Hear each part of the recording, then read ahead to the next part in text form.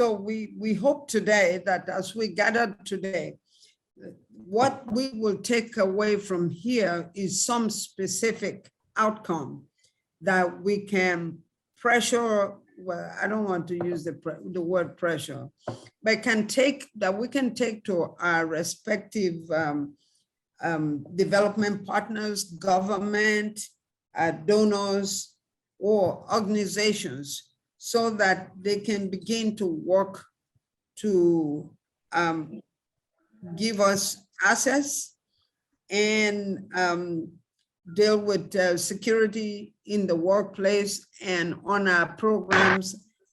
Especially, we're targeting the watch sector. So we're hoping that by the time we leave here today, we would have a communique that we can actually shop around, and then we can follow up on to make sure that something is getting done. So this is not another just gathering to discuss this issue. Is so much easier to discuss equality, and so much easier to even discuss the principles behind gender mainstreaming. Is implementation that seems to hang. Everything seems to hang on the implementation. So we're looking for specific things we can do to begin to move the needle. On that note, the way we are organized today, the next 2 hours, what we are going to do is Dr. Bolu, who is already in the room, she's the expert in this. She is going to give us a comprehensive presentation, and then we are going to I have a little thing that I'm going to say that will help us with what we should do when we leave here. And then we're going to break out into breakout rooms. We're still trying to figure that out as soon as my people give me a signal that they've got it down. And then we're going to talk and hopefully come up with a communique by the end. So we should all be willing, and I know we're able, so we should all be willing to put our best foot forward and to contribute actively so that we can make something off of this. Gender equality is possible. We just have to decide that we want to do it and know how to do it. Thank you and welcome to WASH Academia. My name is Vicky Idoko Pope. Over to you, Dr. Bolu. We're ready for you. Hello. I hope everyone can hear me. Thank you, Mrs. Vicky Idoko Pope, for convening this. You refer to me as an expert in this. I'm not so sure about that. I see a number of experts in gender in the room, some from as far as America. I see Dr. Lady Ajayi. I see that we've also been joined by colleagues from Malawi. I cannot see the other colleagues, but we've got a broad representation from academia, from the WASH sector, from political. Can you please kind of mute everyone? Yes. Okay. So we've got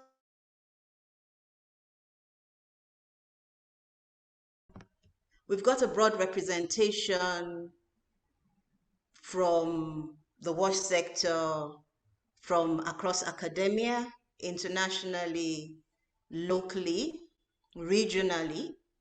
And so I am sure that at the end of the day, like Mrs. Vicky said, we would actually have spent this time well, because we will have an output that would help us to improve the status in terms of where we are at presently.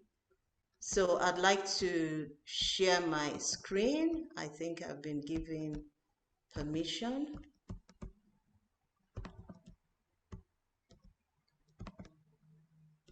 Okay.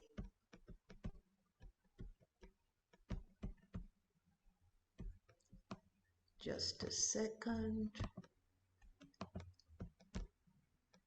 Okay. So this presentation has been put together to address the topic that WASH Academia gave to me. It's gender mainstreaming in the WASH sector, challenges and solution. My name is Bolu Onobolu. I'm presently the CEO for WASH Matter Initiatives. It's an NGO based in Nigeria. We focus on operational research and trying to develop models to assist the government to scale up WASH services delivery. I'm also the convener and pioneer president of Femin WASH, and at various times during this presentation, we will put in the chat the links to join Femin WASH. It's open to females only at this point, but we welcome the support of our male colleagues in ensuring that their female staff members also join.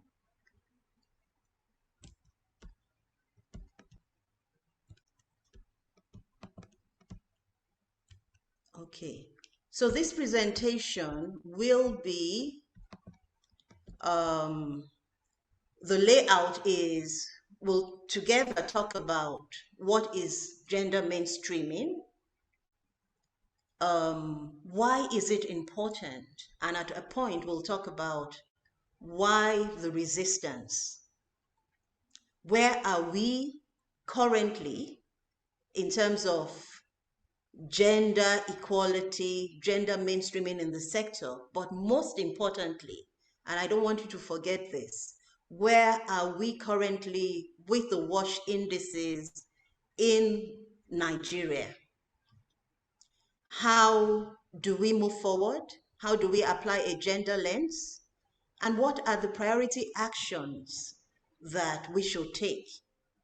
And I hope that with your input, a communique will have some of these key specific priority actions.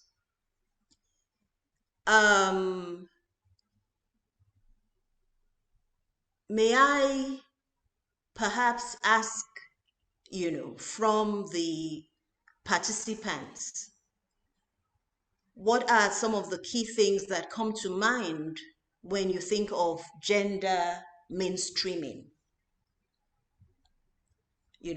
Maybe just one word or two. What are the key things that come to mind when you think about gender mainstreaming?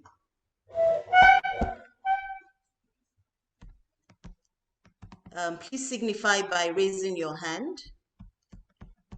And I believe the host will be able to ask the people who have raised their hands to speak. Maybe one or two people.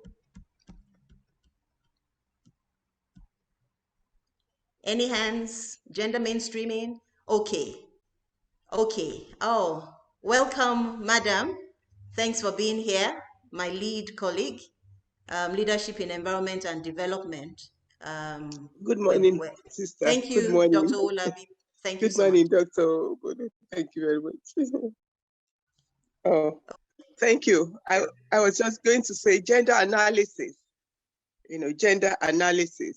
Of course, things that come to mind are, what are the things that matter to the female and to the male and to the children and all that. But usually when you say gender mainstreaming, we want to ensure that women, the vulnerable of the society, are taken care of. So what comes to my mind is gender analysis. You want to ensure that whatever you do, the concerns of the female part of the population the concerns of the girls are taken care of, while we normally, of course, take care of the other gender, other people in the society, that the male and others. Thank you. Thank you very much for those keywords, gender analysis, with the objective of ensuring that women, the vulnerable, are not left behind in terms of policies and programs. Thank you. Somebody else raised their hand. I can't Yes, see good them. morning. Oh, okay, Dr. Ajayi, please. Good morning, everyone. Good morning, Dr. Nobolu. What comes to mind for me has to do with, just as Ms. Comfort has said, is for me, it's strategies on improved, strategies, different strategies. Some of these policies are in place, but there has to be intentional strategies in ensuring that these policies are, targeted at the vulnerable, at especially women who have not been intentionally included or are not involved or inclusive in decision making in different aspects, whether in programs, in projects, organizing programs, projects that intentionally create strategies with policies in mind, and certain level of percentages to ensure that they are involved, or packages are made intentionally for them to be included in different aspects in the society. Yeah, thank you. Thank you so much, Dr. Ajayi. And I hear those keywords that I would like us all to also keep in mind when we're discussing in the breakout session to come up with the plenaries. I hear your words about intention, being intentional, strategy, and having indicators. So what are we aiming at? How can we monitor? This need to be included in what we do as a sector going forward. Thank you very much. So let me go on.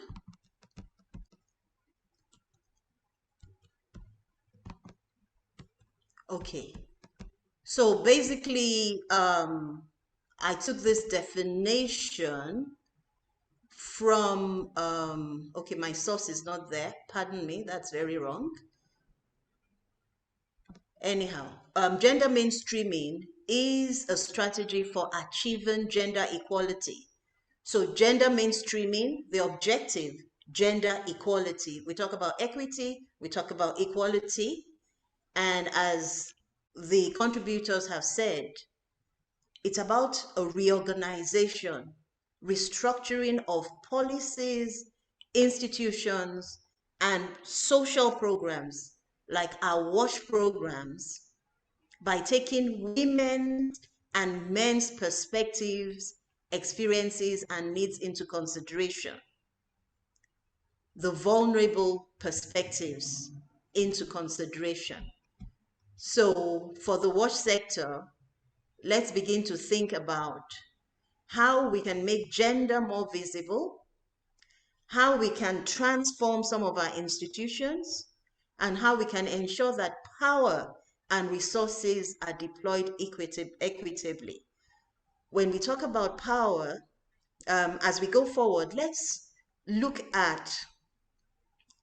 understand the fact that many times in the WASH sector, when we talk about female involvement, we're talking about it at the community level. But here we are talking about not just at the community level, but we're saying that women should be involved in decision-making processes within the sector. So we're trying to talk about what it is, but what it is not. It's not a tug of war between men and women at all. So what is it? I'd like us to, take our construct from the United Nations. I don't know if, okay.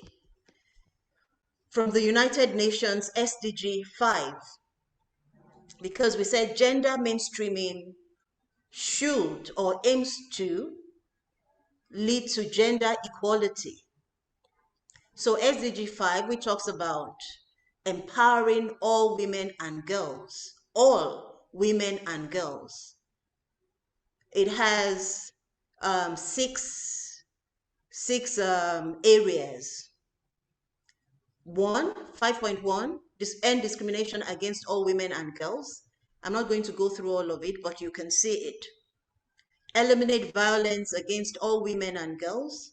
And as we go through this, I want us to think about the watch sector particularly. How do we end discrimination against all women and girls in decision making, in participation, ensuring inclusion? How do we eliminate violence against all women and girls in terms of access to safe wash facilities, in terms of including women in designs, gendered designs? How do we ensure women's participation and leadership in decision making?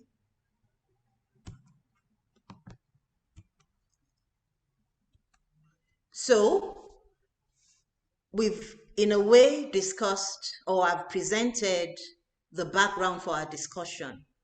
What is gender mainstreaming? And then, why is it actually important to have gender equality? Why is it important? And this is from the United Nations, basically saying gender equality is not only a fundamental human right, but it is a necessary foundation for a peaceful, prosperous, and sustainable world. And if you look at the 17 goals, SDG goals, which one do you think can be achieved without having women involved equitably and equally in terms of opportunities, in terms of involvement, in terms of involvement in leadership positions, in terms of participation in design? Even our sector, water and sanitation, as we go on, we would look at where we are at now and see how well we are doing without involving women as we should.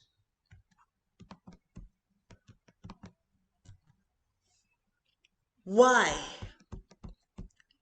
It's really critical to understand that, I'm talking to particularly some of our male colleagues, that when women talk about gender equality, gender mainstreaming, as the UN quote said, it's not just a fundamental human right. It's not about asking for our rights, but it is about ensuring human security. We can't have global security without human security. Human security in terms of access to basic social services. We can't have that without involving the other gender, engaging their skills, engaging their knowledge. And I'll quote from the UNDP 1994, which says, freedom from want and freedom from fear for all persons is the best path to tackle the problem of global insecurity.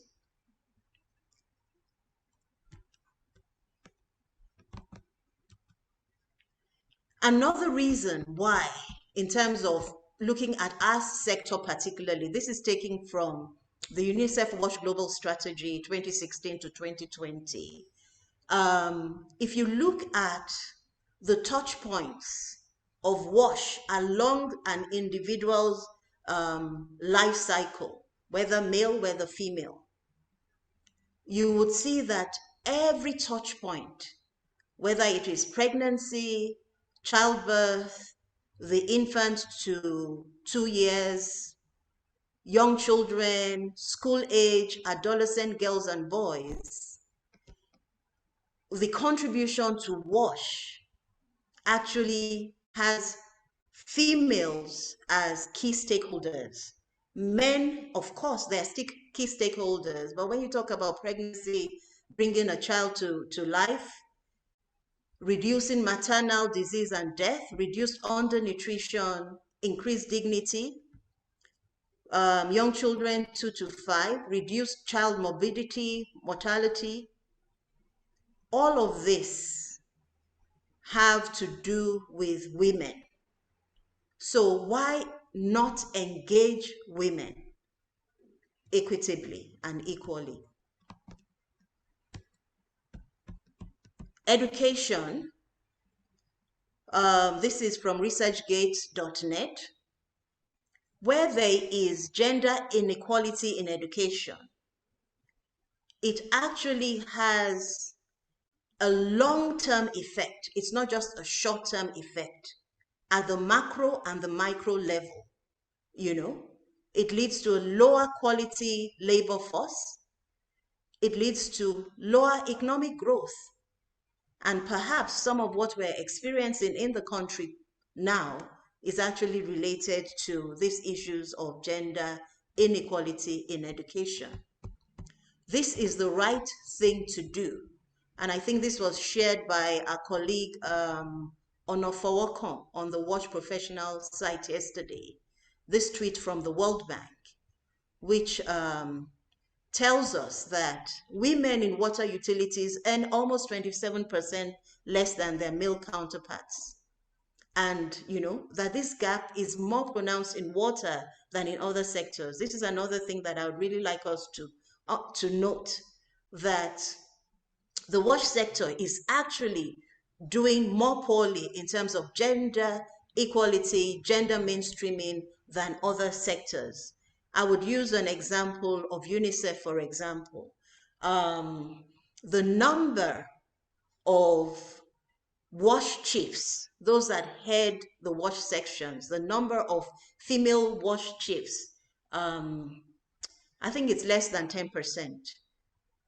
And that is UNICEF that actually says and believes in female empowerment. So if UNICEF has less than 10% of wash chiefs as females, it's just an indicator to show that we're not doing great at all in the sector. Now, another reason why is that, and I'd also like you to note this, that it has an impact on the sector. We have various females who have been trained, who are skilled, and there are some in the pipeline, many in the pipeline, who also need to be empowered. But if we do not engage them, these figures are from WashNorm 2019 and 2021. For those who are not from the wash sector, WashNorm is a survey conducted usually annually by the Nigerian Bureau of Statistics, supported by UNICEF and led by the Federal Ministry of Water Resources. So the figures that I show here are for 2019 and 2021, some of the key ones. Health, wash facilities, in health facilities in Nigeria. In 2019, only 7%. 2021, it's gone down. Schools, 14% in 2019. 2021, 11%. Markets and motor parks, public places, 14% in 2019, and it's gone down to 4%. Use of basic drinking water is also going down. The number of people that practice open defecation has increased, perhaps because of population growth. But whatever the reason is, it shows that at this rate, Nigeria will not achieve the SDG goals.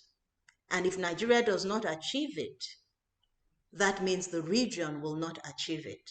So as a sector, when we talk about gender equality, we need to bear this in mind, that it is like saying, how do we improve things? A strategy is gender mainstreaming. Why? I've already talked about this. And then another key reason is that the foreign development indicators talks about employment, gender equality, okay? And when you involve women, women have a heart for youth. It will then, if you look here, you would see that our youth unemployment is actually increasing from 2018 to 2020. It's increased substantially. And so another potential outcome of involving women is that women will develop strategies to ensure that youth are involved in WASH programs in a way that generates income for them. And then in this block below here, I'm quoting from a Global Institute report by McKinsey, which says that it has been shown that advancing gender equality across the globe could lead to an increase of $12 trillion to the annual gross domestic product.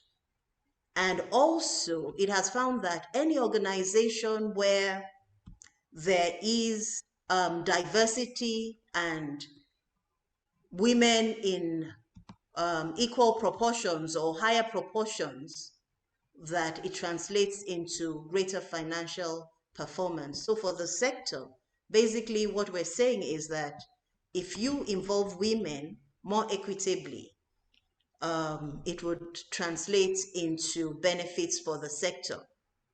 So where are we? This is from the McKinsey report as well. And for Africa, it is 38%. It was 38% in 2019. It's 31%. That is women in senior management roles. It's falling basically because of the COVID. In Southern Europe, interestingly, 30% and then 26% in 2020. But across the globe, it's a global issue. There is no region where women are holding senior positions in proportions of above 30%. That's a challenge. There's some people in the waiting room. And a key thing is also that, I'll soon speed up. A key thing to consider when we have our discussion is that at the senior levels, it thins out for women. Now, if you compare this, in the red is the female representation, in the green is the male representation. At the lower levels, sales workers, 53.5% women, 46.5% men. But as you go up, it becomes the inverse. And you find that women, the proportion reduces to about 31.1% from 53, whilst for men, the proportion increases from 46.5% to 68.9%. Let's consider reasons for this as a wash sector. So where are we? Women in senior roles in the wash sector in Nigeria, where are we? We don't know. There is no survey. But fortunately, Femin Wash has designed a survey which will soon be launched to give us this data, because we have to speak from an evidence-based perspective. In terms of institutions, how many commissioners are female? In terms of water-related boards, how many? In terms of international and national NGOs, in terms of multilateral organizations, the private sector, how many women do we have?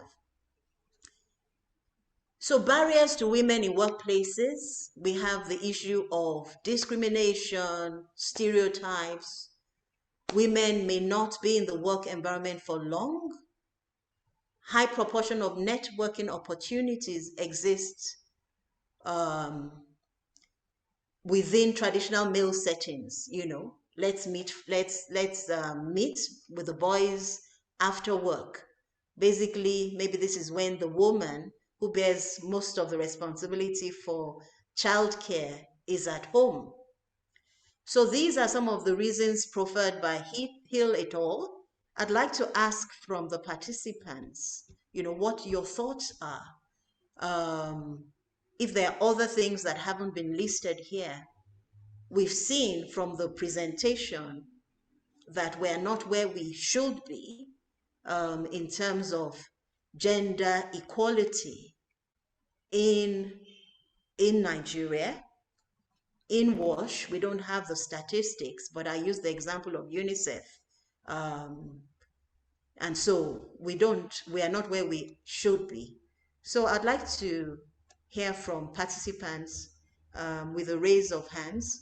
Please speak to this and give us maybe some other reasons that you think this is a situation.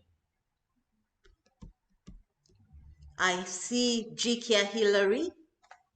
Yes, please. I hope you are unmuted. Yeah, good morning, everybody. My name is Mr. Jika Hillary. I work for Partners for the. We are intervening in Kano and Jigawa State, and in most of the communities I've visited, our African culture is origin. Like in some of the communities where you go, they don't allow women to sit with men together. And in fact, it's really a challenge. So culture has been one of the major reasons that has hindered women participating actively in work activities. Thank you. I think that is the take I have. Thank you, Mr. Hillary. Thanks for that point.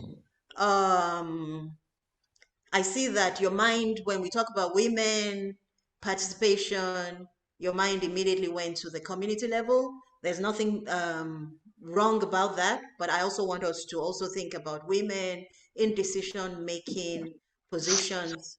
And what you have said about culture is very important. I remember when I worked in Unicef, we had a program in Zamfara. And Zamfara is a Muslim, predominantly Muslim state in Nigeria for those who are joining, the non-Nigerians that have joined. And we had this issue where men and women could not sit together. And what did we do?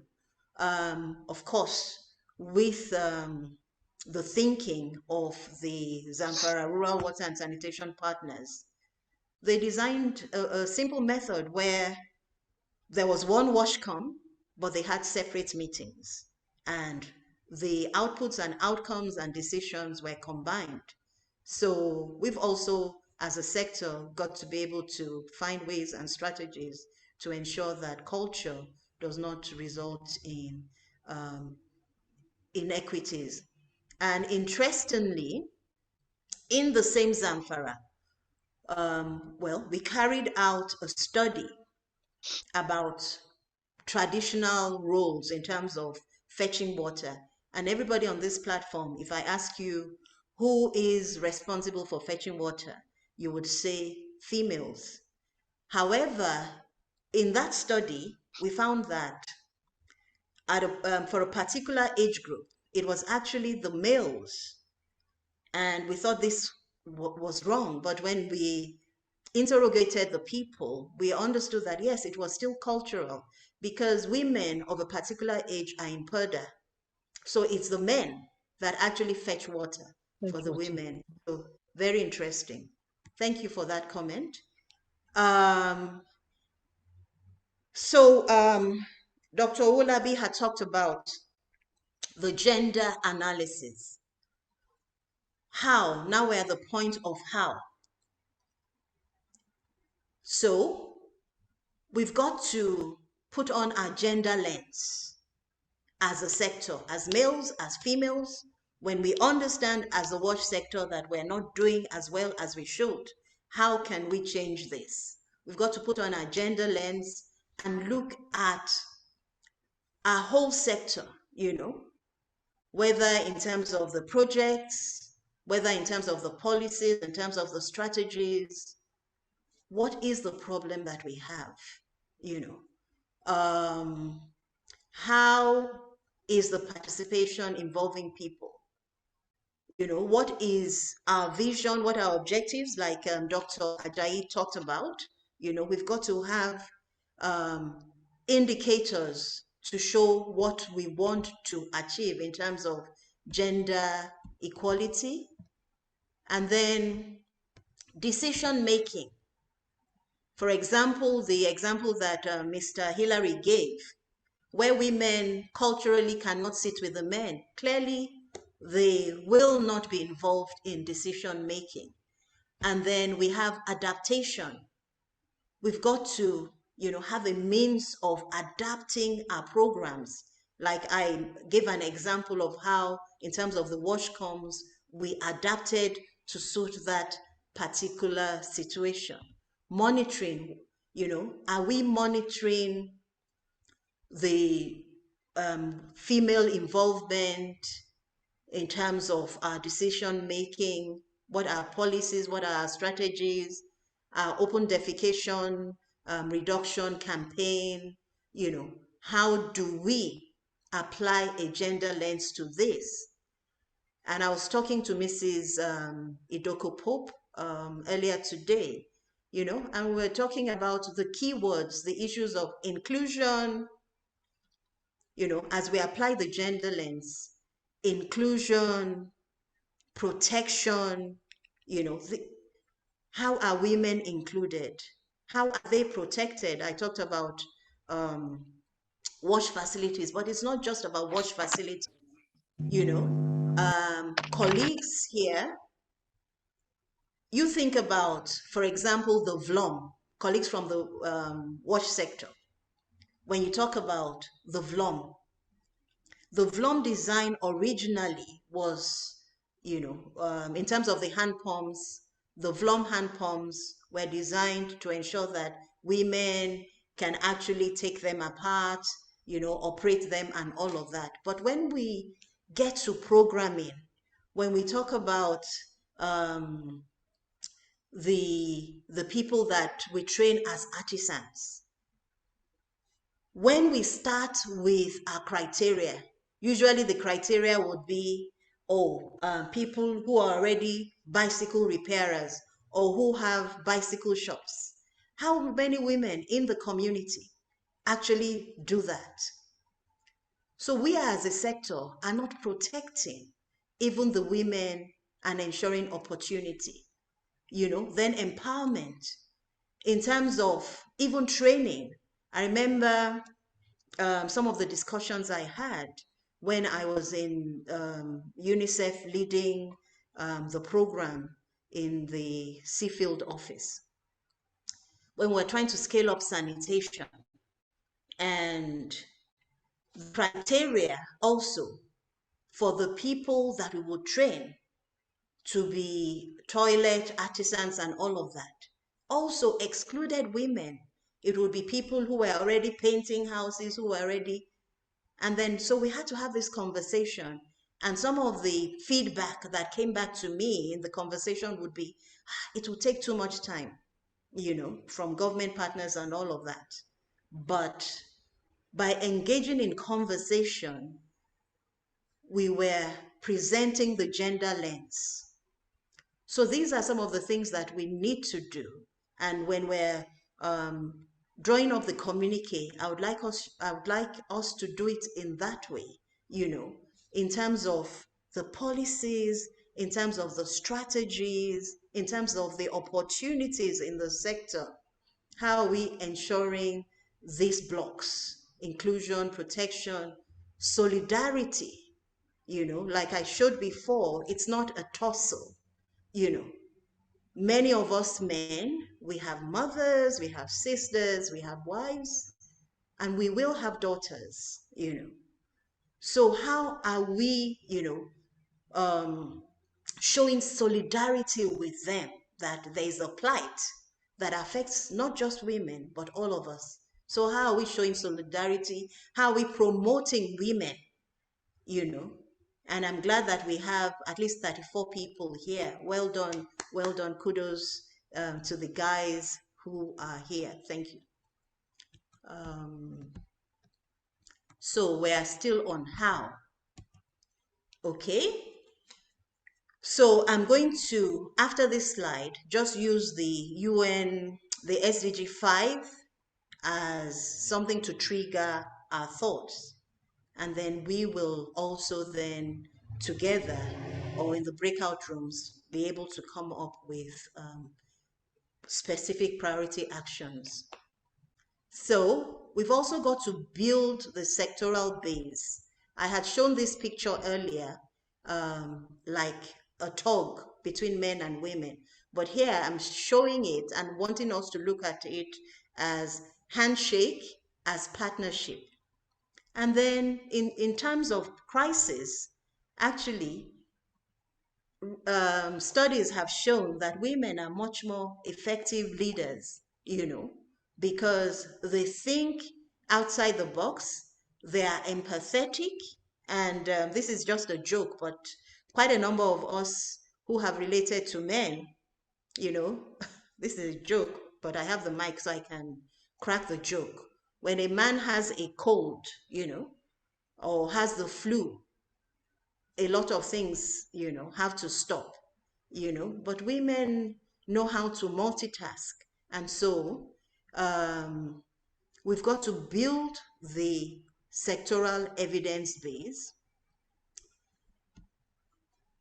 So how do we end the discrimination against women and girls? Do we need to review our policies? Which policies do we need to review? Do we need to have disaggregated data? Currently, we don't have disaggregated data in terms of access. The only disaggregated data we have is in terms of, we don't have disaggregated data in terms of access. We have in terms of household heads within the sector, in terms of who fetches water and those kind of things. But we need to have disaggregated data. Eliminate violence against women, access to safe wash. How do we include women in developing the designs, in having gender designs? Eliminate all harmful practices such as child marriage. Participation, access to wash is believed to result in women, the female child staying in school longer. And so, of course, usually the better educated you are, I'm saying that with a smile now, the more exposed you are to opportunities. But it's not just formal education. It's been having access to information, having a voice that would help. And then 5.4, recognize and value unpaid care and domestic work. Colleagues, if in the maybe 30 minutes that I've spoken, if you do not remember anything that I have said, please, for me, this is a take forward. We need to remunerate women for the work they do, even at the community level. It's time that we move away from saying, okay, wash committee, we want 50% women, and we're adding to their burdens. Yes, we want 50% representation, but we need to restructure our financial flows, especially when it comes to the issue of the CLTS. We've got to engage the people in the communities in a way that is not externally driven. If we look at the cost of what we are using to say that we are promoting open defecation and then the assessment at the different stages, that money needs to be paid to the people in the community because they can do that work. They can do that work. We just need to guide them. So that is my major nugget for today. And yes, so 5.5, ensure women's participation and leadership in decision making. Dr. Owolabi talked about gender lens. So we've got to look at it in terms of grant approvals. Where are the women, in terms of decision making? The SUWASH project do we need a gender lens to look at it? And then in terms of political advocacy, as a sector, we've got to be able to speak the political language. We've got to be able to say with evidence to the political class that, look, if you involve women and youth, the youth employment, the unemployment indices will go down. The youth unemployment indices will go down. Then in terms of networks, we've got to build our networks. Thank God for Femin Wash, which is, an umbrella for organizations as well as individuals. And we believe that we are stronger together. And thankfully, our ambassador is a female, the current permanent secretary for the Federal Ministry of Water Resources. And our patron, grand patron, is also the current minister for water resources. And we believe that the communique from this, can actually form an action plan for the sector to move forward with. Mentorship programs. What are the institutions doing? What are the donor agencies doing in terms of mentoring females, with indicators? And then WASH in Health, 5.6, ensuring universal access to sexual and reproductive health and rights. So in concluding, colleagues, thanks for, listening. We've just done the first part. The major part is your discussion, your input. May I ask the host to please put in the chat the links to join Femin Wash. There is a form there, as well as to join the WhatsApp platform. And so in conclusion, what we are saying is that gender mainstreaming is not just about human rights. It has benefits in terms of the sector, in terms of the economy, in terms of security, it has benefits. The objective of gender mainstreaming is gender equality, and it will actually help us to accelerate and sustain the gains that we will make in WASH. And we've got to, in doing that, we've got to do a gender analysis, look at how we're attracting females to the sector, how we're engaging them, how we're developing them, how we're rewarding them. And we'll do this within the context of adapting to a culture, the policies and matrices, the indicators. How do we measure? And we need to have a strategic roadmap to do this. So thank you for listening. I would hand over to the host, and I'd just like to explain the development of the action plan, or the communique.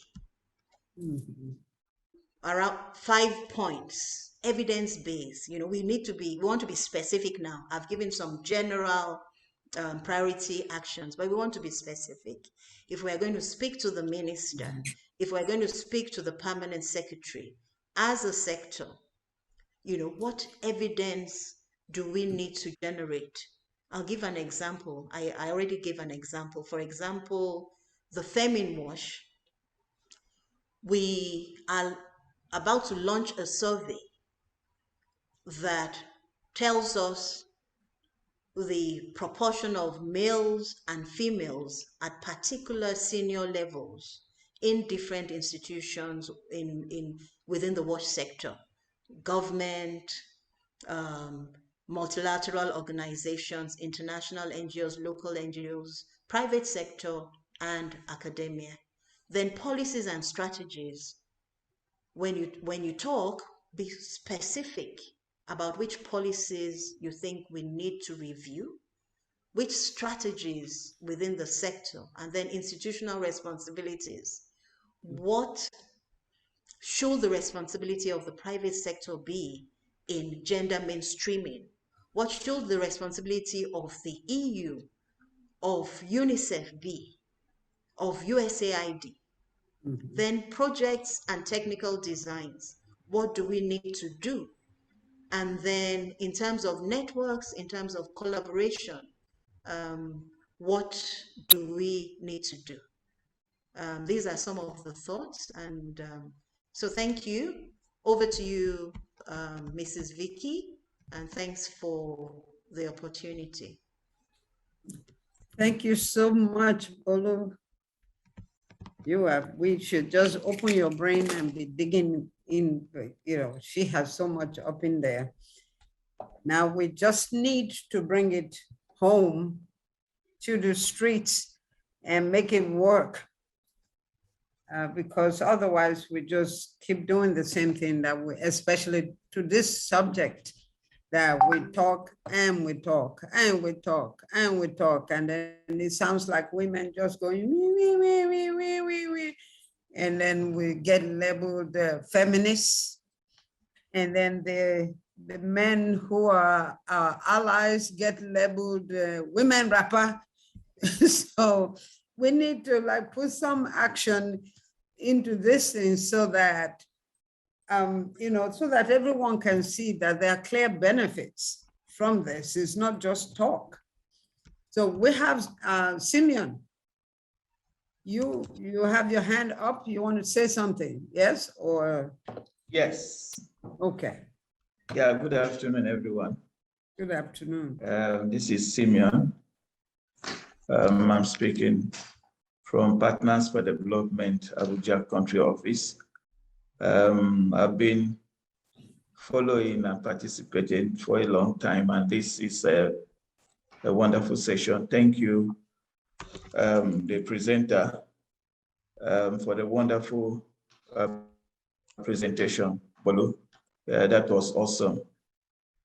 And I don't know if you notice, usually we have over 60, 50, 90% And then today we're having less than 50, about 34.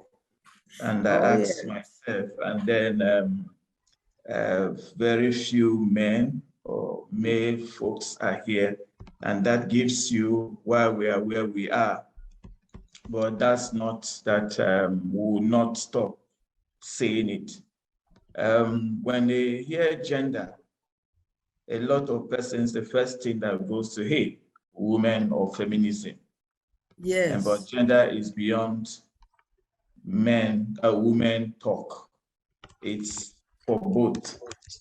And I was just curious to ask this question in addition to my contribution, that why would Femi Wash exclude male if you want inclusion? Because I've been in this NGO business for like 20 years plus, and most of the job placements are done through networks. And so if I know someone who is a female gender or a male gender that is good in a particular area or not, or in a particular area, for instance, a wash chief, and there is an opening for a wash chief, I will go for that person without reservation. But how will I know the person if I'm a male and I'm outside of the Femi Wash? And so I'm appealing on behalf of the male gender that for inclusion and effective participation and mainstreaming, as you mentioned, males should be allowed to be part of the Femi Wash.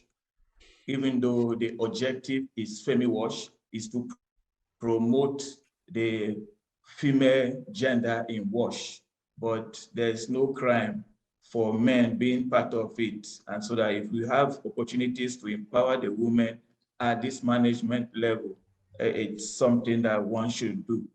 It gives you an example. The project I'm running, I'm the deputy chief of party, a man, and the chief of party is a man. The wash male specialist is the only female amongst the 3 key positions. The top Who 3. says that? Yeah, the male specialist is the only female out of the 3. So who says that female will not be 2 if we have competent females like, I will not call those big names like Bolu and Vicky, but the younger ones that you have groomed will not be part of it. So that's one of my contributions. And I'm speaking this not for any person, but for myself as a gender champion for promoting women or female empowerment. Someone said, I say, if not for anything, for the sake of my daughter and my wife, I should speak for the women. So Thank you. Thank you. That's my contribution. Thank you so much. Dr. Bolu, do you want to take that? Well, it's a very valid point, because we really do want male support. However, in terms of the membership, Mrs. Vicky is also a key member of Femin Wash. I think it's something that we'll take back to our members, and I see some members are online. We'll take it back to our members, and then, but it's very valid. And Very find a valid. way. Thank you. Yes. All right. So before we launch, if not, give us associate members. okay. Because we have wives and daughters, so we can be associate members. That's Great. good. Thank you. I hope the men will forgive me for speaking on behalf of them. Okay, that sounds good. So before we get into the communique, I want to quickly take us through what if you want to live here and actually do something now. So I want to take us through like 2 or 3 slides so that you quickly see what you can do. And then we can get on with the work of the communique. So I'm going to share my screen just so that I can follow the talking points and finish it quickly. So I see people have their hands. This is the one. People have their hands up. So I want us to look at this. You know, just like Dr. Bolu has said, trying to get equality for women is a work in progress. Every country in the world, as far as I know, has signed on to the resolution from China. You know, some have domesticated it in the countries, and there are policies and you know, and organizations are even trying to do something about it.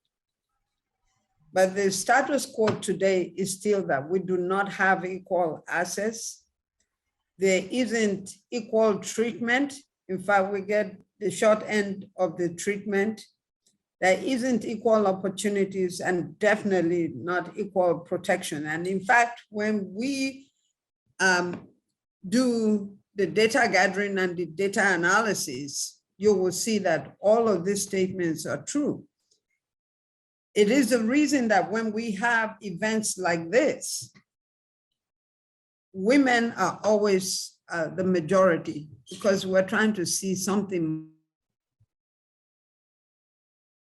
So specifically, what can you do when you live here?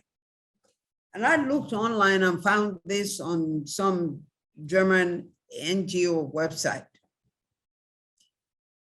You can think about what is gender sensitive language that you should be using, because language is the number one way that language is central to culture, and culture is the number one way that we exclude people. It's saying things like, this is women's work, you know. And then there's gender, we talked about data collection and analysis already, and equal access to and utilization of services. We've talked about that. We talked about women being involved in decision-making, especially in WASH, where everywhere they talk about we are the ones who are benefiting. Well, we would like to also be in decision-making too. And then steering processes that are in place, we would like to be in it too. So there are specific steps as we are thinking in terms of the communicate. At the country level, there should be an actual policy statement at the country level in alignment with the world or UN policy. There must be a pronouncement. Then each state should have a policy in alignment that is in alignment with the country policy. And then organizational policies should be there, you know, which sort of like dumps down the country and the country policy, the country and state policy, and from which then would indicate how the organization would comply with what the policy is at the state and country level. And then of course there has to be compliance monitoring. Then programs alongside resource mobilization should also be put in place to ensure equity and inclusion for women. This is just what is industry, this is what is accepted worldwide in terms of approaching how this is done. So at the individual level, when you live here, what can you do? Well, so here is, I tried to do this diagram, it wasn't working, so be patient. Basically, let me see if I can make that just one slide so that we can all see it. There. At the individual level, there's work that you can do. Okay, so we're going to look at that very quickly. You know, when we're talking about diversity or talking about inclusion, talking about inequality for women, the first thing that comes to mind for most people is denial, because we don't want to be seen to be discriminating against another human being. Even some women will deny the existence of this inequality. So it's not all of us that will say, oh, there's some inequality. There are women who are also thinking, there's, you know, this is how it is. So we need to create awareness. You need to go as an individual, go Google something, buy a book, talk to somebody, and so that you begin to know what is out there, because the decisions that affect women are made not by organizations, but by individuals. So every individual needs to become aware of the situation.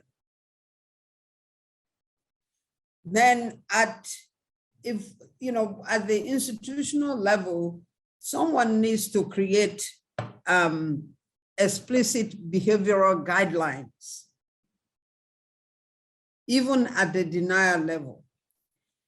At the defensive level, once you start becoming aware that there's a problem or something, you know, people would then start saying, well, there's a problem, but, you know, I'm not doing that. Our organization doesn't do that. We heard already about, we couldn't find any women to hire, you know, so you hear all of that. So we, again, if there are explicit guidelines that must be followed, then we just monitor compliance. And minimizing is actually the one thing that we hear often. The problem is not as bad as you think. This, you know, just because women are talking about it doesn't mean that it's that bad. So we have to give opportunities for people to see that the problem is, in fact, as bad as we say, or even worse.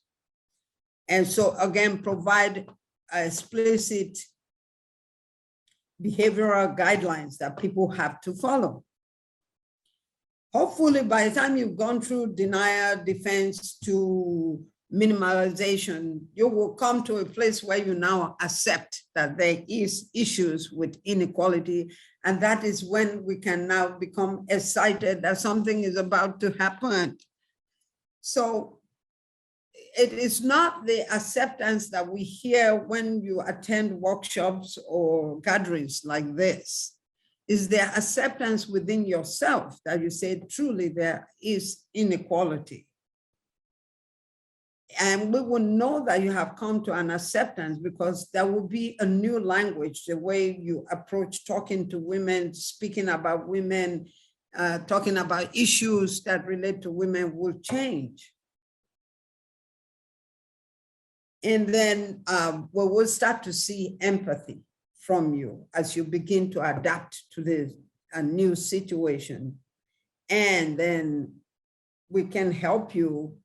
Then, though, those of us on the other side, we can then help you hopefully build bridges to cross over to our side so that you can join the army.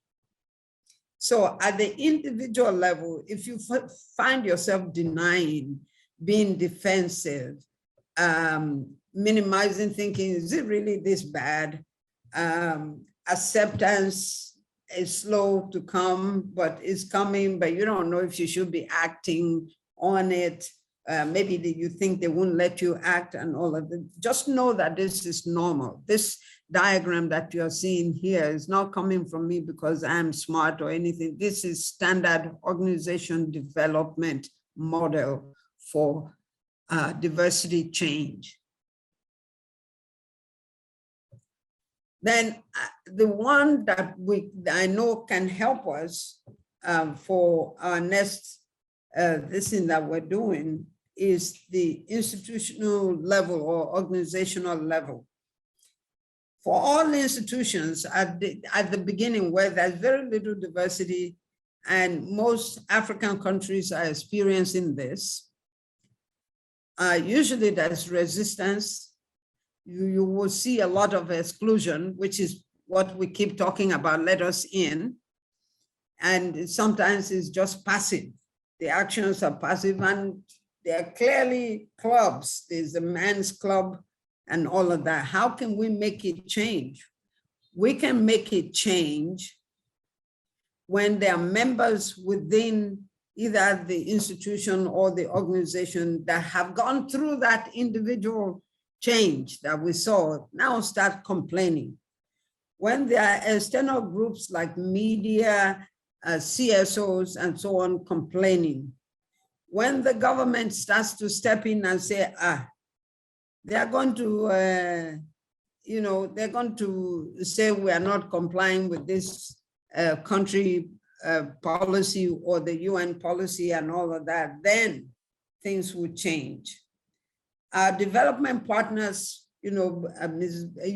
Bolu, you talked a lot about it. The development partners need to look about how they are programming and how they are staffing. When they look at, when that begins to come in, then there would be the motivation to change.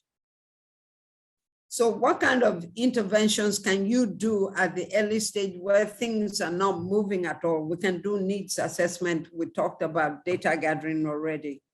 If you are an organization, you can do team building so that you can learn about the opposite gender. You can do leadership briefing. Let your leaders see what is happening within the gender pool. You can do, you can look to identify resources that can help you grow, this whole, we can't find women to promote. You can help with that. And then of course, compliance management always. And one key way to look at it is HR policies and systems should be put in place in organizations so that if you say we're going to have 35%, I don't know why Nigeria is stuck at 35%, but if you're going to have 35%, then when you are recruiting, make sure your recruitment program is reflecting that. And then, of course, we're monitoring compliance with that. At the middle stages, if you do all this stuff at the early stages, we will start hearing terms such as the organization is affirmative, is transitioning, is taking action on inclusion, is proactive, is responsive. But to get there, we need to act. We need to monitor compliance. There needs to be, sometimes there could be internal litigation, external demands may have to pressure you. There may be missed opportunities like in getting funding, if the funding partners are hearing us. And of course, we can, if we see clearly there are results that can come from this, and we know there are results. But if all else fails, when you start losing big guys or big support for your organization, you might want to look at changing. So you can set up, what can you do in terms of diversity? You can set up an internal diversity and inclusion program. And they will monitor and manage, how, your population is growing, what you're focusing on, the programming and all of that stuff that we've talked about before. You can also look at your recruitment practices to make sure that it's inclusive. And the idea that you reserve certain positions for women. I know in Nigeria up till today, you can see ads that say they are looking for men. or women for this position, and usually for the women positions. So you see ads like sales girls wanted. I remember when I came here 10 years ago, most of the business development, the bank's business development, these are the people that go out to ask you to open accounts, were women. So, you know, so you can look at the recruitment and all of that. And then where we want to get to is the advanced stage where, you know, we see clearly that there is transformation. You know, there's multiculturalism, there's pluralism, there's true inclusion, there's equity in terms of resource allocation and resource mobilization. That's true equity, and it's not on the basis of whether it's men in charge or women in charge. Again, internal diversity programs are useful.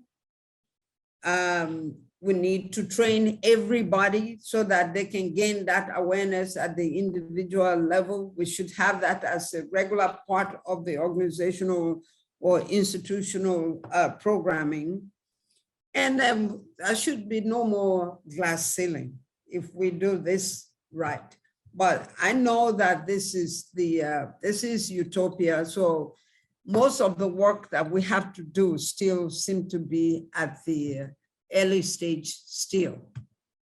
So, but I will go back and look at the most important aspect that I think that you should take away from this is the individual program, because decisions and actions are taken by individuals. The decisions that are resulting in exclusion are taken by individuals.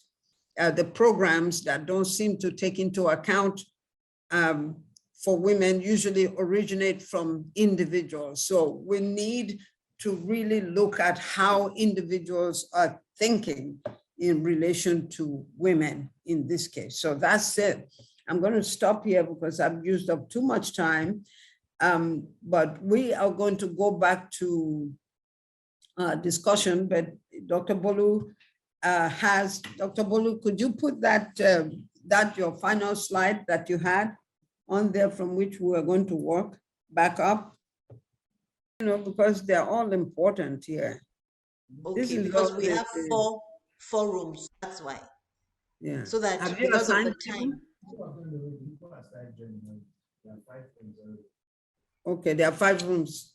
Okay, oh, there are 5 rooms. Okay. Okay. So have you named all the rooms? Oh, he says he can't rename them now. So it's going to be room 1 is projects, is evidence-based. Yes. Okay.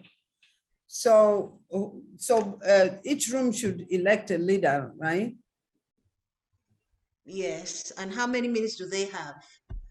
So that yeah, because we have 30 minutes, so maybe they can work for 15 minutes and then we'll bring everything together. Yes, and then they'll come back and just give us the key points, just, you know, key actions. It's not, you know, key actions, 1 or 2 that we can take forward, because these are priorities. Okay, to come up with key actions. And then maybe just some guidance. Maybe three key actions, right? Okay. Or Even 2 or even 1. Okay. You know, the 15 minutes. Okay, so how are we doing at the other rooms yet? Not yet. We only have 10 people, so they're still working. Group 5 is here. Okay, we have our own group is also here, group 2.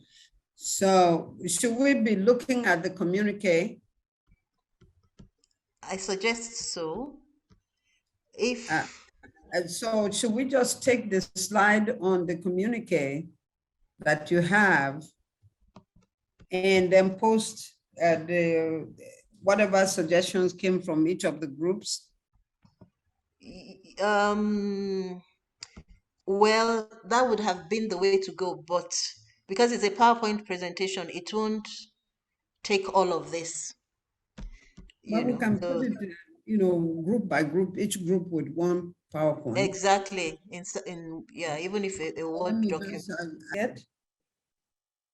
I'm just still typing for room 4. I'll soon send it. Okay. They're all back. The breakout rooms have closed.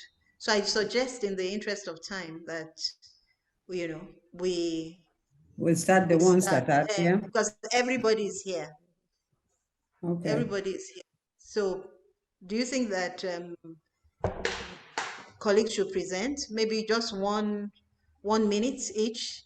Yeah. Who wants to present for group 2? Hello? Room 2, because if we go down, then it will be room 2 and then room 5. And as the others come on, then they will present. Then I'll put it on the slides and we'll go on. Yes. Madam, just for us now.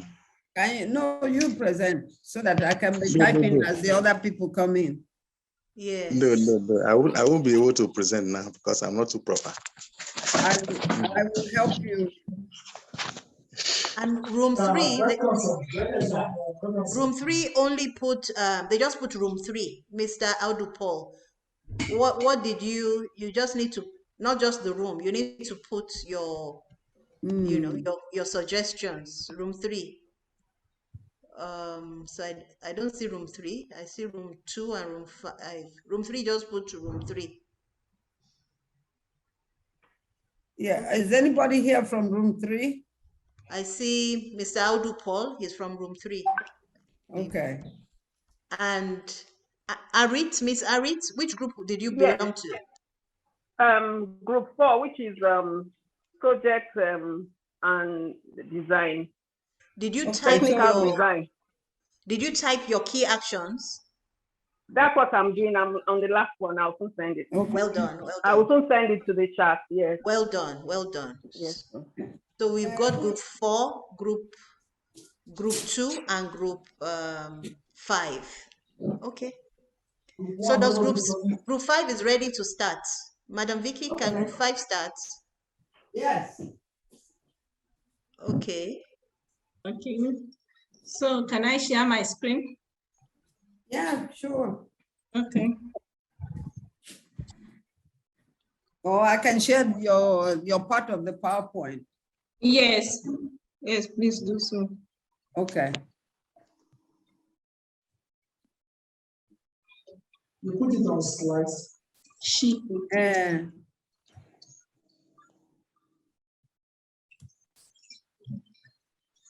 you see it? Yes, I can see it. So good afternoon, everyone. I'm Halima Abba Ahmed, meal specialist, that is monitoring, evaluation, and learning specialist from WISE project PFD, that is water improvement and sanitation enhancement. Our task is to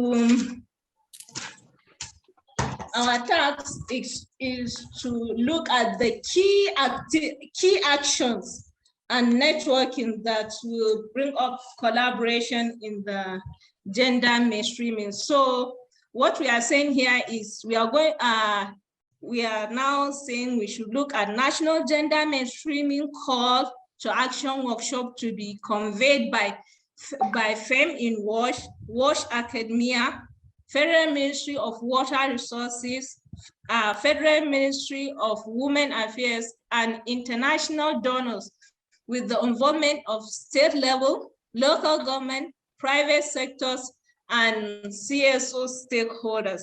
Then the objective of this is developing action plan for roadmap with indicators,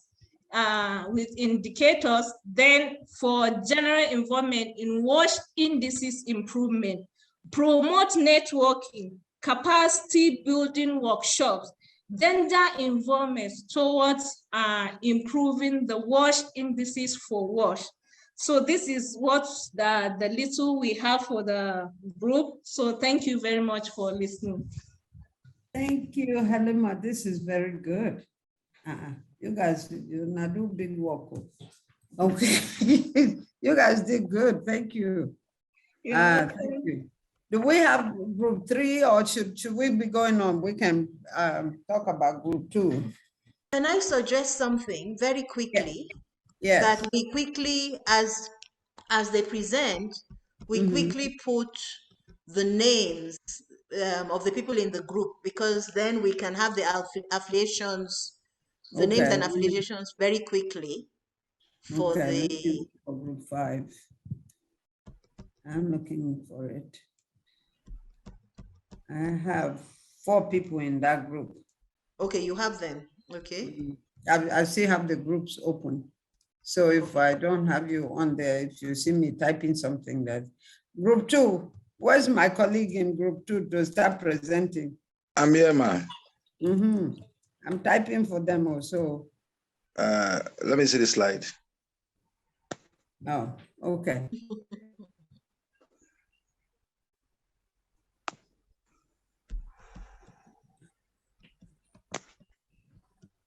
Okay, there you go. All right, good afternoon, all. Mhm. My name is Friday Oworoke, Delta State Urban Water Corporation. I'm representing in my own capacity. Okay. Here is the presentation for Group 2, which is on policy and strategy. As it is, number 1, we agree on equal representation as in 50-50. Because where you have women, you have men first. We are not talking of hierarchy this time around, but we are the focus, whatever that is gender, has the focus primarily on men also. Then 2, gender mainstreaming policy should be part of every program designed for all the new programs. In any activity that has to do with gender mainstreaming or WASH or whatever, female in WASH or any local or international policy on the issue at stake and the subsequent future, gender mainstreaming should be taken into consideration. No one should be left out. Number 3, there must be compliance monitoring program as part of enforcement. You must do a follow-up, whatever you are doing, you monitor it. Then the monitoring will help you enforce the areas or the area where there are lapses.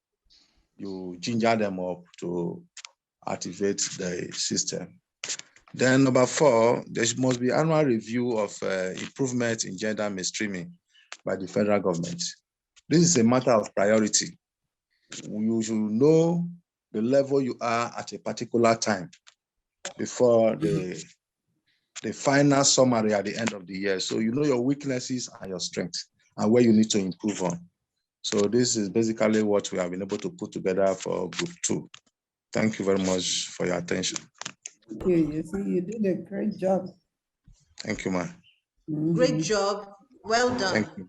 Thank you, man. May I just make some comments very quickly and ask if the group and others, think this is valuable.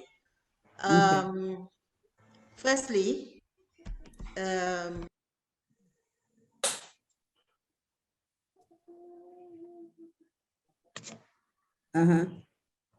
Yeah. so the number 4, for example, and number 3, when it talks about compliance monitoring program, part of enforcement. Yes. To me, it seems a bit general, because we're talking about key actions. So are we saying, for example, can we revise it and say status assessment or survey? Okay. Survey, situational assessment survey. Is it number 3 or 4 that you're saying? Both of them, I'm merging them because I'm saying 3 is, okay, sorry, you are typing. Yes. Okay. Go ahead. Okay. So that if we revise 4, it will then take care of the 3 in a way to say situational analysis, assessment, survey to be conducted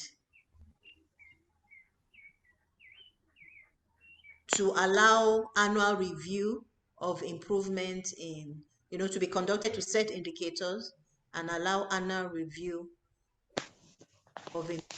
So the other things that you have there. Okay. So we should compress that. Okay. Yeah. And then, should we not suggest a review of existing WASH policies for, with a gender lens? So like, That's not a bad idea. Okay. So, No, I am, worried of, they go and start reviewing everything, then they get stuck, and we get stuck in, generating other documents. And what we need is for action, Please, may I make a suggestion? yes, Wow. please. Yeah, because I just finished research in WASH, and I had the opportunity to speak with a major agency related to WASH in Lagos. And when I started asking them questions, about gender, and they were kind of surprised that is there gender in water? Or Can you? I'm telling you, these are directors I was speaking with.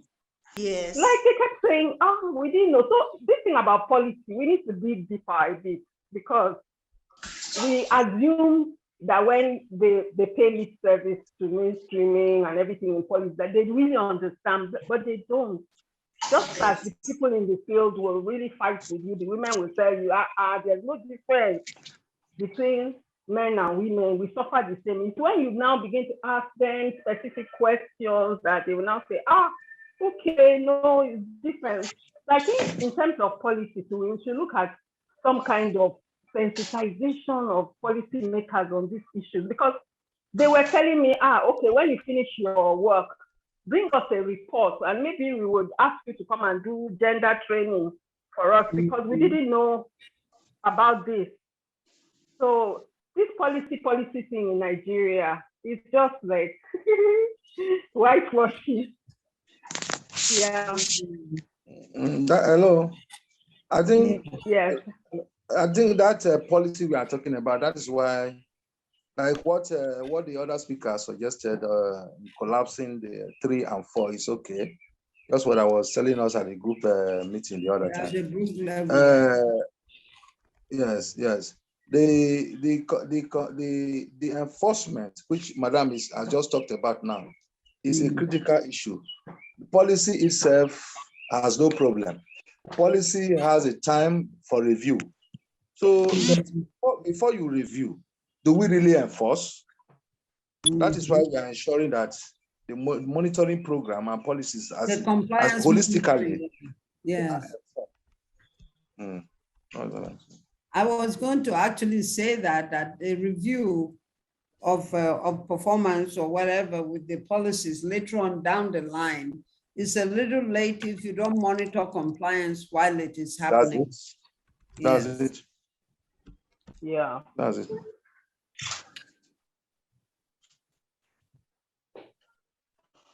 So I would say that we should keep them apart, because it's basically a review later on is to say, okay, how are we doing? But monitoring would involve actually compliance monitoring will involve looking at program designs. Are they including it? During implementation, are they,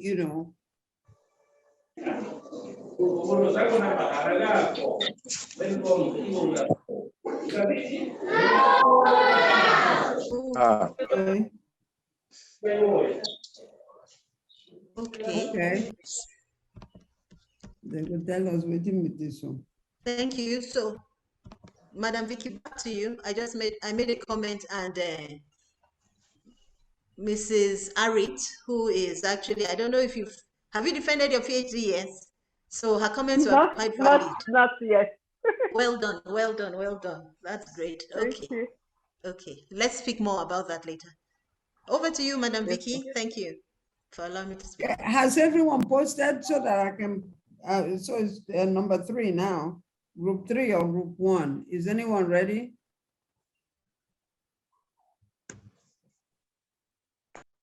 Group 3. Yes, please. Okay. Can you present? I'm going to put yours up. Okay, put us up, please. Okay.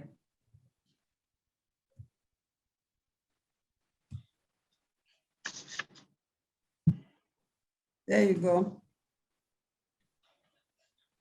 Yes, good afternoon, everyone. This group 3, institutional responsibilities. So we are working on institutional responsibilities. And as to gender mainstreaming in WASH sector, the group discussed and come with the following points. That the commercial departments of WASH institutions, we were looking at urban water facilities, water board and all that the commercial department in those institutions be allowed for women to head those departments, simply because women are with better marketing strategy, and that they will be able to escalate their business through that. That is one. And we are also saying that women should be allowed to manage the financial department of WASH institutions. As we know that women, naturally, they are better managers and better managers. By that, they will have effective management of our finances in the sector.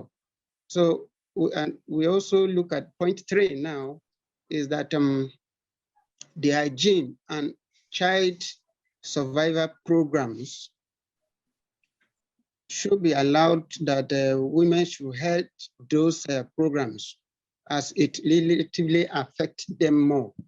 Then we also thought that women are better advocates when it comes to WASH issues, because they on their part has a much impact of WASH as it affects them daily.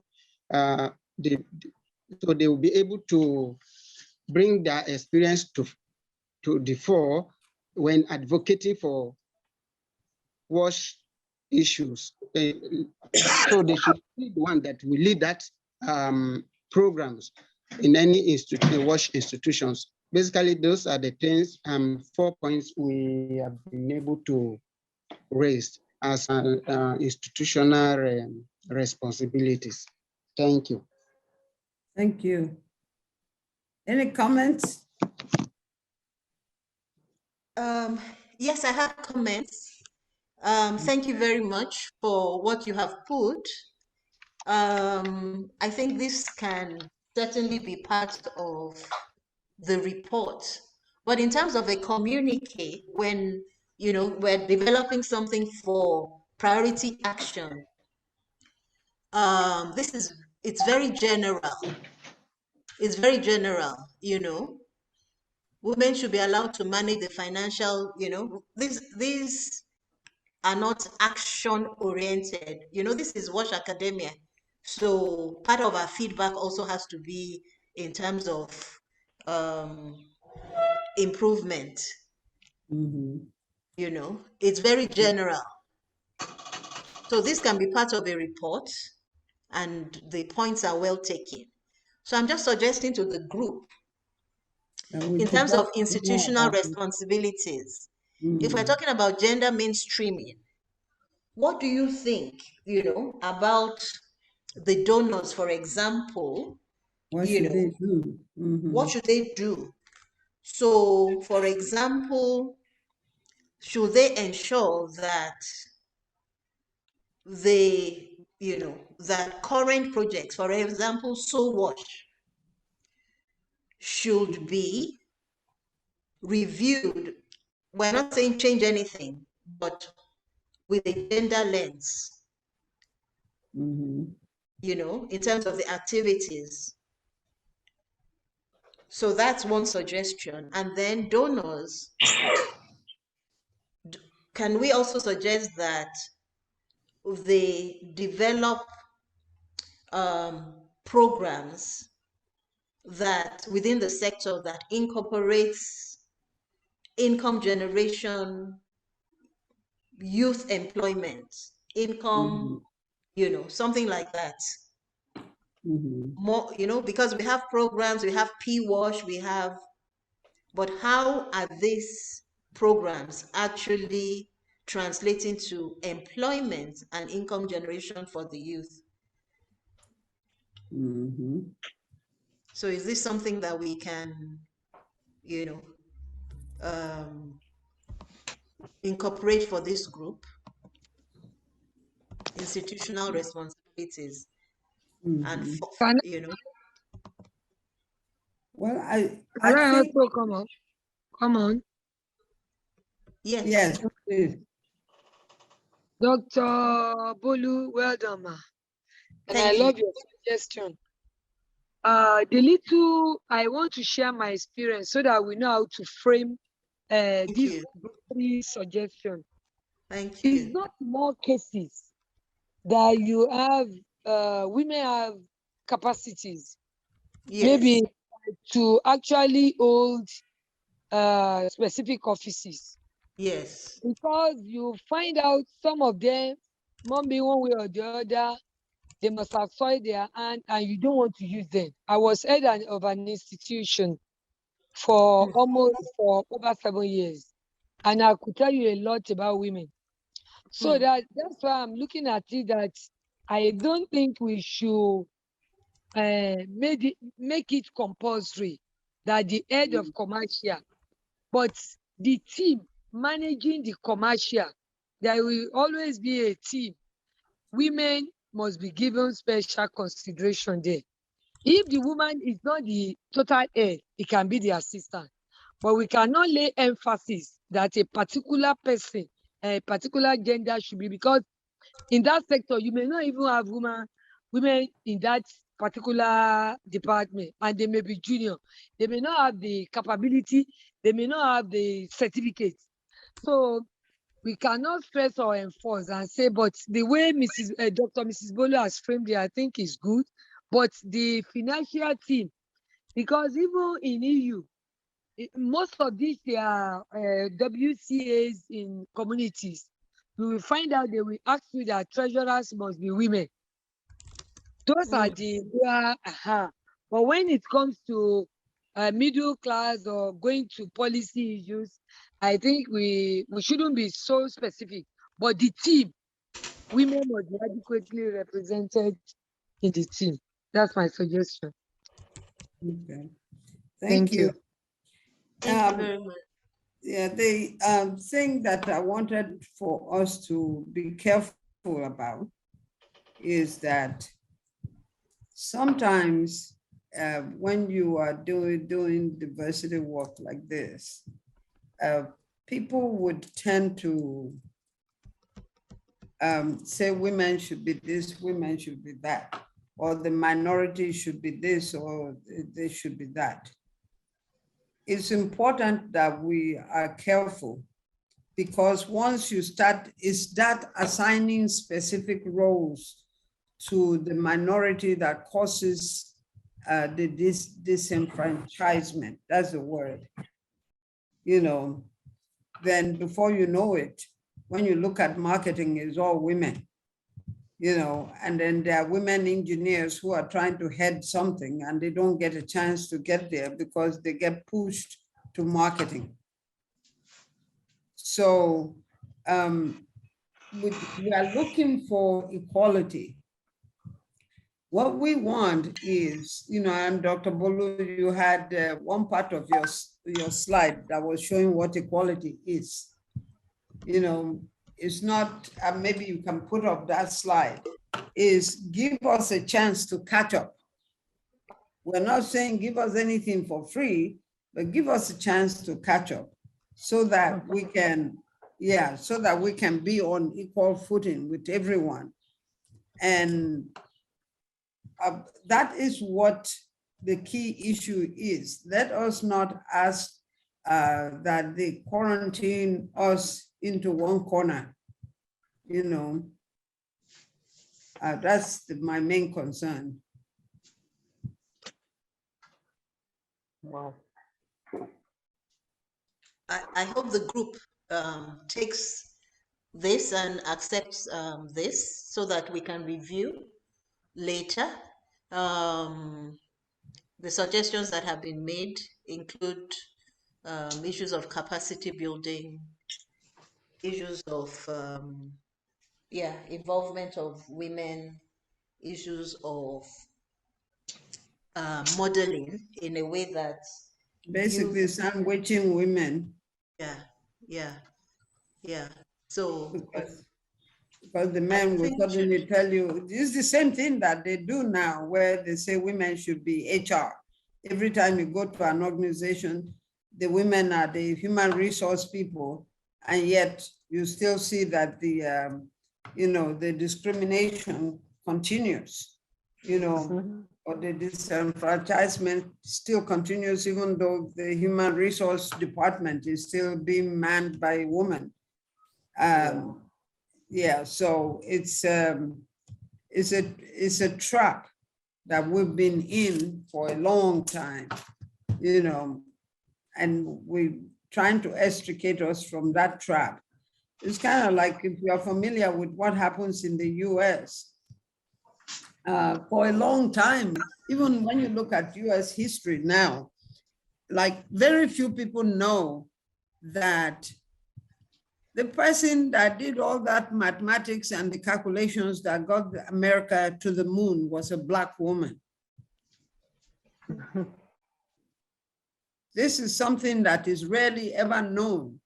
And yet, if you were looking for women who are, what should I even call it?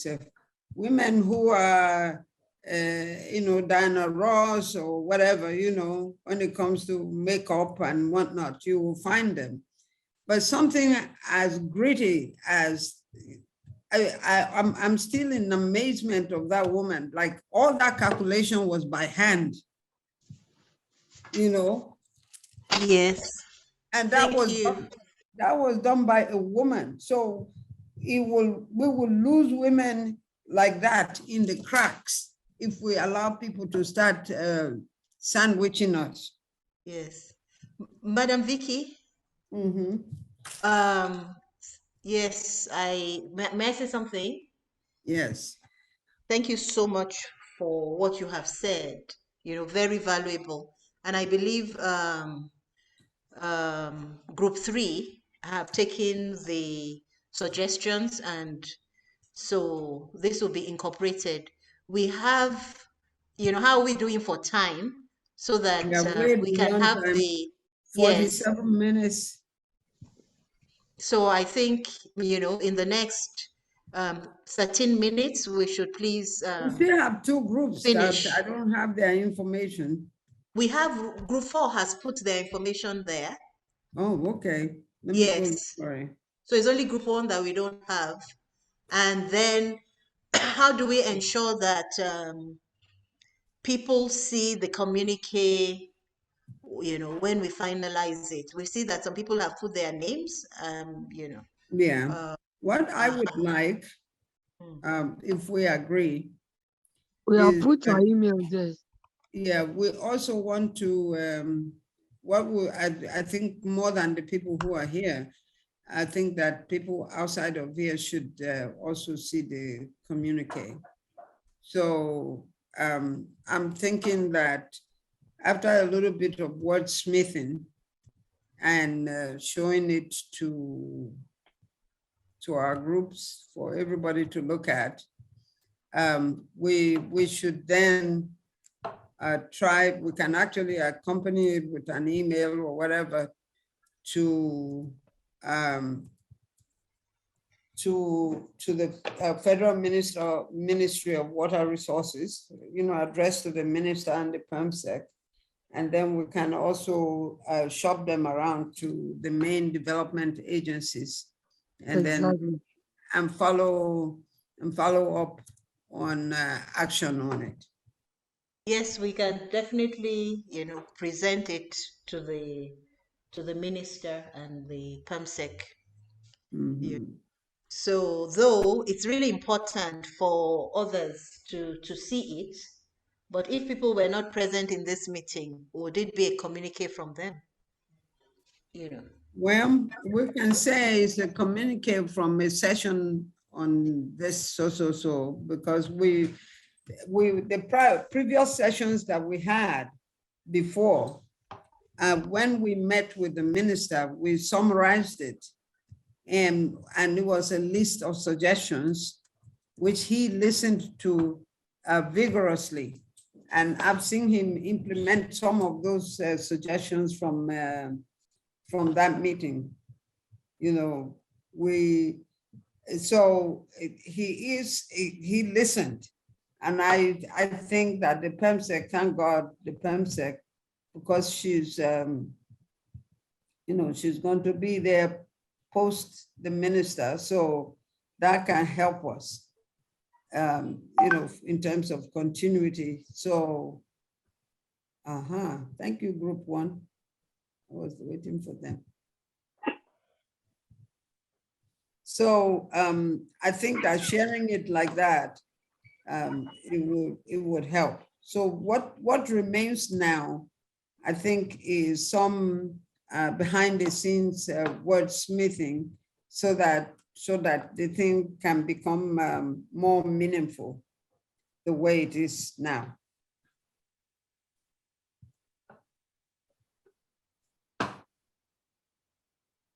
Yeah. So Group 1, I think is Group 1 and Group 4. Group 4 just presented. That is Group 1. No, it's No.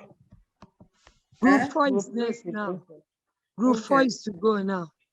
Okay, Group 4, please go so that Group 1 can go, and then we can close. We're 1 hour behind. Okay, so I'll be presenting with the Group 4 on projects and technical design. Everybody can even see it on the chart. Number one of suggestions is that from the level of developing proposal through design, baseline, implementation, monitoring and evaluation, and reporting, we must work with evidence-based and gender-sensitive research, data indicators, ensuring women, girls, men, boys' needs are reflected. As such, mainstreaming is imperative at all levels of the project and cycle. And then secondly, emphasis must be on gender-sensitive recruitment, such that apart from numbers reflected of males and females, must have females in decision-making roles. And taking note of what people have said already, that sometimes the capacity is not there for some of the for some of these levels. We suggested that training and capacity building of personnel is key to ensure females and males, irrespective of their background in the project, are brought to speed on gender mainstreaming and understand the dynamics of power and how to tackle this. Yeah, those are our suggestions. Any comments? Hello? Yes. Unless group members have something else to add. If I didn't capture the essence, yeah. Can I make a comment? Okay. Yes, please. Yes. I believe all these are critical, and the group has captured this well. But may I suggest that, to make this happen as a key action, For example, what is being said, developing proposals through design, baseline, and all of that. Emphasis be on gender sensitive recruitment. We need to have a gender thematic group, which is free for everybody to actually join. It's not a network, but you know, within the sector, for example, we have what is the sanitation group called? We have sanitation task group, national sanitation task group. We have state level sanitation task group. We have various. So within this, we need to propose as part of the communique that there is a gender thematic group, so that at those meetings, there are those, you know, members of the gender thematic group are part of the meetings and they That can is an see. excellent idea, yes. Okay, thank you. Because that group then becomes the technical group as well as the specialists. Thank you so much for that. Okay. All right, group one.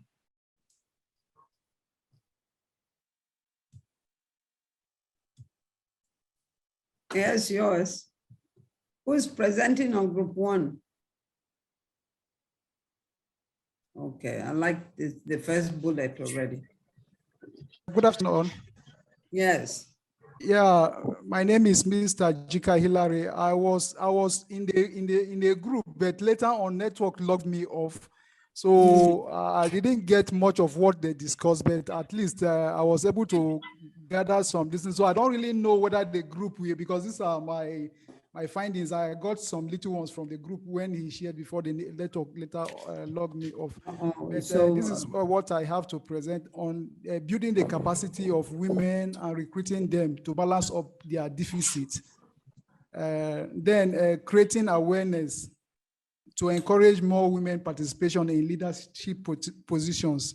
Then remuneration of women who participate in WASH activities to encourage their participation. I think that is what we have for the group. Okay. All right. What was the focus of this group one? Oh, evidence. Was this evidence-based? It's not evidence-based, so it's not evidence-based. It's equal representation. Oh, okay. It's not evidence-based. It is. Look at it. Okay, that was a mistake. That was a misstep. It was a misstep. It was a misstep. If somebody else in group one who is here who can present what they discussed, because I went off, network later logged me off, so I was not consistent on the group. Because I expected, I mean, the points you raised, they are good. It's just that they don't belong under the evidence-based this thing, because we talked about collecting data and establishing and data analysis to establish what the established goal is and all of that at the beginning of the presentation. I thought that was what was going to come out. Yes. May I be on, ma? Yes, sir. I'm Engineer Daramola. I was in room one. The problem with most of us then was we joined the presentation late, and then we were not aware of the point of discussion. But this is what, hello, ma'am. So while we were doing that, we just brought out these few points on what I actually had done when the time I joined the meeting. And that was how we came about that. It is most important when the data were given, though it was Unicef data, that 54 at the base and then 31 reduces to 31. Then it's a recruitment issue, a deficit. If there are more women at the base, equal I mean, with the gender view, the recruitment should have been done, and at every echelon of the ladder of the WASH sector, policy, even up to the policy level, then there will be more women to participate at the decision level. These are things, but we were not having a clue to that fact that we should look at evidence base at all.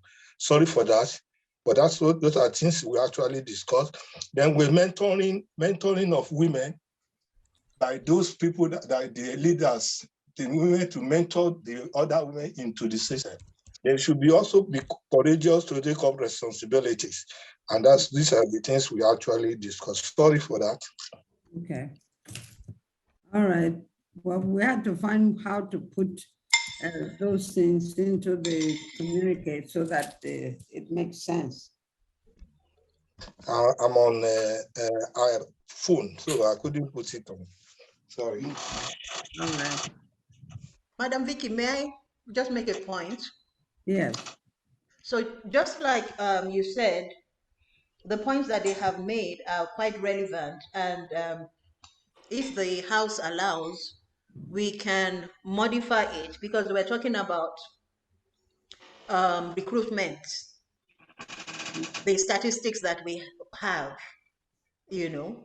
So that links to the evidence base, that because those statistics actually are not Nigerian, Yes, they're you said. global, from a global source. So carrying out a survey. So we will determine what our own situation is. Yes, yes, in terms of gender, the representative gender balance within institutions. So that can be one. And then they talked about the mentoring. So even though it might not come under this, but the mentoring is really very important. Okay. Thank you to the group. Thank you. Thank you.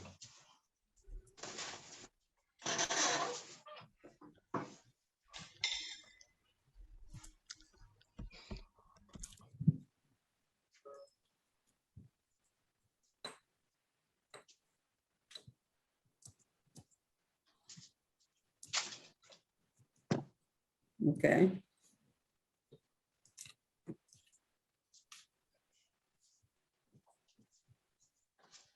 All right. So for group 4, I'm adding the additional point that was made that's very important. I'm adding it to the chat. Okay. Yes.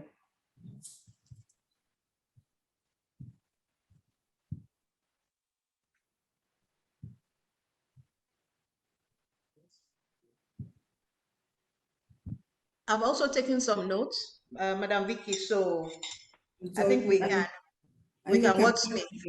Yeah, and then we'll work on it to clean it up and pass it around. Yeah. Okay. I think that this conversation will continue. I don't think, as you can see, we are now at 2 o'clock. We've never gone beyond the time like this. And imagine we only had we had less than 40 people. Imagine what would have happened if the normal number was present. It's a main, it's a key issue that has to be addressed, not just because it's a nice thing to do, but because of the benefits to us as a society, that women can be allowed to contribute. When you leave it where women are sidelined, what it is that the weight of performance, the weight of productivity, the weight of development then gets left on the men. So, share the burden, to women who are capable of doing the work is all that we're asking for. So I think that at this point, we should, as when you are thinking in terms of, if you have other ideas that have come to your head after we close, call me, send me a text, send me an email, and say, this thing we were discussing, I think this point should be in it. I will try so that by the beginning of next week, we would have turned around this PowerPoint. We have to edit the video and then share the video online. And then after that is done, then what we'll do is is then shared. So by editing the video, it will allow us to edit the PowerPoint, the communicate PowerPoint also, and then share it. On that note, because it's 2 o'clock now, let me thank Dr. Bolu. Thank you. I don't know how many times I will thank you, but thank you again. Thank you for your presentation today and for guiding the discussion. Thank you everyone who participated. Ms. Agbero, it's nice to see you again. And we will talk about this again. You haven't heard the last of this. This is going somewhere. So thank you so much for being here. Madam Vicky, may I make a suggestion? Sorry, just sorry. Yes. Thank you for, having me. I was just thinking that perhaps to take the communique further, the wordsmithing, I could suggest a few people, and maybe some people can volunteer, but I would suggest Arit to be part of this wordsmithing. Okay. Arit, can you send me your call? I'll get your contact. I don't know if okay, Margaret. Put it on the group chat. I don't know if Margaret is still on the call. And yes, I am. Okay. I am here. Okay, if you would be part of this wordsmithing. And okay. If the host will please also share the Femin Wash links. Okay. So we're really happy to be part of this and look forward to taking it forward together. Thank you very much, colleagues. Thank you. Thank you. Thank you. Thank you very much. Yeah. Thank you so much. All right. Bye. Bye, people. We'll be sending an email out on it. All right.